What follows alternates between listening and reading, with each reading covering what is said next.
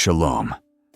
Our journey brings us to one of the most striking episodes in the Exodus account, the third plague, where the dust of Egypt becomes swarming gnats.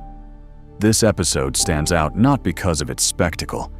There are no torrents of water turned to blood, no frogs leaping from every pool, but because of its subtlety and totality. Whereas the first plagues were dramatic and visible, this one is minute, almost invisible at first glance, yet utterly overwhelming in effect. According to the biblical account, God speaks to Moses with a simple command. There's no warning message delivered to Pharaoh this time, no negotiation or ultimatum. Instead, God tells Moses to tell Aaron to stretch out his staff and strike the dust of the ground. At Aaron's touch, something extraordinary occurs. The dust, that most ordinary and overlooked substance, becomes gnats, and these tiny creatures spread throughout the land of Egypt. The text emphasizes how the gnats affected both people and animals alike, covering the entire nation and its livestock. No place was spared, no household exempt. Egypt's very earth, the substance of its fields and roads, had been transformed into a source of incessant torment. A first complication for modern readers is the translation. The Hebrew word used is kinnim, a term that scholars acknowledge is ambiguous. Some translations render it as gnats, others prefer lice, and ancient translators sometimes thought of mosquitoes or maggots. Linguistic evidence from early commentators suggests the term could refer to very small biting insects, perhaps mosquitoes or other gnats so tiny they seemed like crawling specks rising from the ground. The Septuagint, the early Greek translation of the Hebrew Bible, uses a term associated with gnats or small flies, implying the translators understood these creatures to be tiny, pervasive pests. But whatever the precise species, the emphasis is clear. These were very small insects that annoyed and afflicted both people and beasts, causing discomfort and likely irritation far beyond what one might expect from ordinary pests. Up to this point in the Exodus story, the first two plagues came with a pattern. God warned Pharaoh, Moses delivered the warning, and then the judgment fell. Here, that pattern breaks. No message is delivered to Pharaoh beforehand. The plague simply occurs at God's command. This structural difference signals a turning point. It suggests that the divine strategy has shifted from warning and negotiation to an assertion of sovereign action. The plagues are no longer just signs to persuade. They are declarations of power enacted directly through God's agency. The text itself is remarkably terse. In just 4 verses, it records the command, the action, the result, and the reaction. Despite its brevity, this account carries profound theological and symbolic weight. One of the most striking moments in this narrative is the response of Pharaoh's magicians. In the first plague, they mimicked the turning of water to blood with their secret arts. In the second, they summoned frogs, just as Moses and Aaron did. But when it comes to the gnats, they fail. There is no Egyptian magic that can replicate what Aaron does. They attempt, but nothing in their arsenal can produce these swarms. In defeat, they declare to Pharaoh, "This is the finger of God." This phrase is significant. The finger of God appears elsewhere in Scripture as a symbol of divine power and authority, notably in contexts where God's action is direct and unmistakable.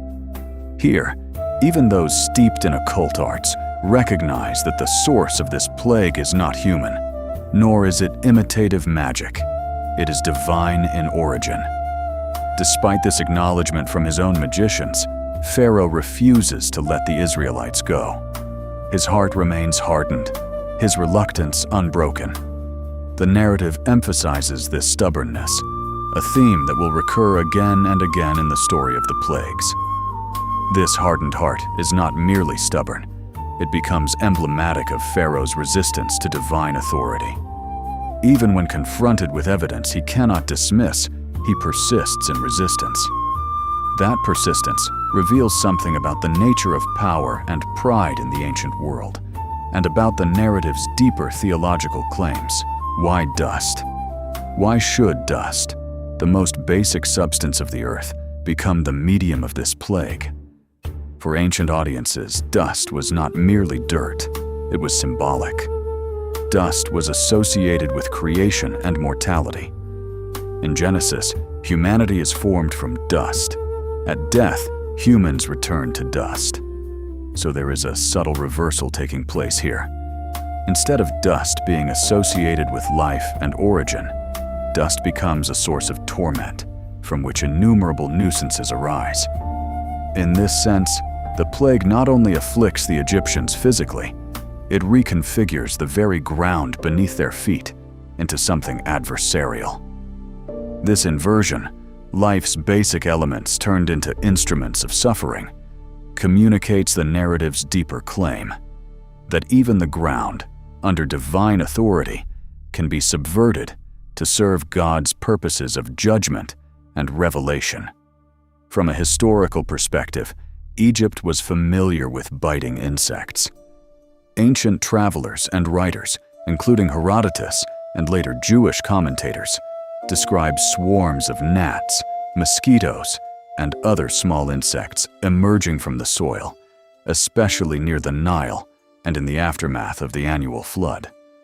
While these references do not confirm any historical event described in Exodus, they highlight that such phenomena were not unknown in the region.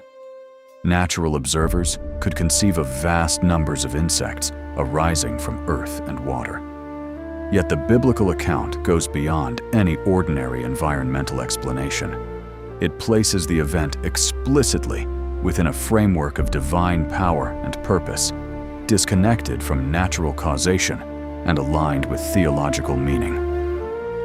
Within the larger narrative arc, the third plague serves as a bridge.